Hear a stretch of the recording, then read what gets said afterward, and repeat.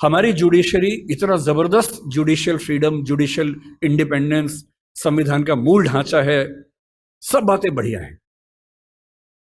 पर जिस देश की आबादी में 2,70,000 लोग अंग्रेजी मातृभाषा वाले हों, उस देश का सुप्रीम कोर्ट सारे निर्णय अंग्रेजी में ही देगा, ये कहाँ का लोकतंत्र है? यहाँ आपका जो जुडिशियल इंडिपेंडेंस है या जुडिशियल रिस्पॉन्सिबिलिटी है, वो कहाँ से ली जाती है? उस समय आपके सुप्रीम कोर्ट में मधु लिमये नाम के व्यक्ति जिद करते हैं कि मैं हिंदी में अपनी बात रखूंगा, आप उनको परमिशन देने के बाद नकार देते हैं कि हमसे गलती हो गई, ऐसा नहीं कर सकते हैं। मेरे देश में, मेरे सुप्रीम कोर्ट में अपनी भाषा में आप बोल भी नहीं सकते। आप 28 राज्यों में से केवल 4 राज्यों में हिंदी में हाई कोर्ट में बात करने की परमिशन देते हैं। पर लोकतंत्र का मतलब क्या होता है? कुछ गिने चुने एलिट्स के हिसाब से जनता अपनी भाषा बदलेगी या जनता की भाषा से प्रशासक भाषा बदलेंगे अपनी? अगर लोकतंत्र है तो लोकतंत्र में जनता की भाषा ही केंद्र में होनी चाहिए, कोई और भाषा केंद्र में कैसे हो सकती है? पर हम लोग इतने आदी हो चुके हैं, हम स्लेव मेंटेलिटी के इतने अभ्यस्त हो चुके हैं कि हम ये प्रश्न कभी नहीं करते। हमारे सुप्रीम कोर्ट के चीफ जस्टिस या कोई जज हिंदी में क्यों नहीं बात कर पाते?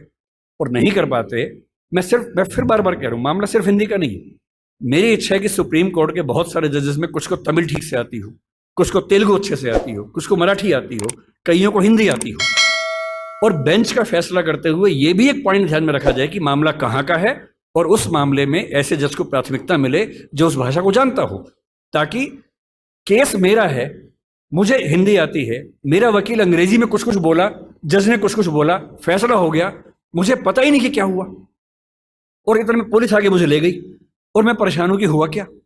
मेरे मामले के किसी प्रसंग में मेरी भूमिका ही नहीं है, क्योंकि सारी प्रक्रिया दो ऐसे व्यक्तियों के बीच में चल रही है जिनके पास एक भाषा है जो मेरी भाषा नहीं है, जबकि मामला मेरा है, और कहने को लोकतंत्र है। ये लोकतंत्र नहीं है, ये भाषा के स्तर पर तानाशाही है, बुरी चीज है। और मैं जब भी ये बात कहता हूं, बार बार कहता हूं, ज्ञान की भाषा के तौर पर अंग्रेजी का सम्मान करना जरूरी है, क्योंकि रिसर्च आप उसके बिना नहीं कर पाएंगे। बहुत मामलों में सीखने की जरूरत है, उससे भी, जापानीज से भी, फ्रेंच से भी, सबसे सीखने की जरूरत है। लेकिन आपके देश के सुप्रीम कोर्ट में, हाई कोर्ट में आपकी भाषा बात ना होती हो, ये बुरी बात नहीं है, शर्मिंदगी की बात है। हमें एक समाज के तौर पर शर्म आनी चाहिए।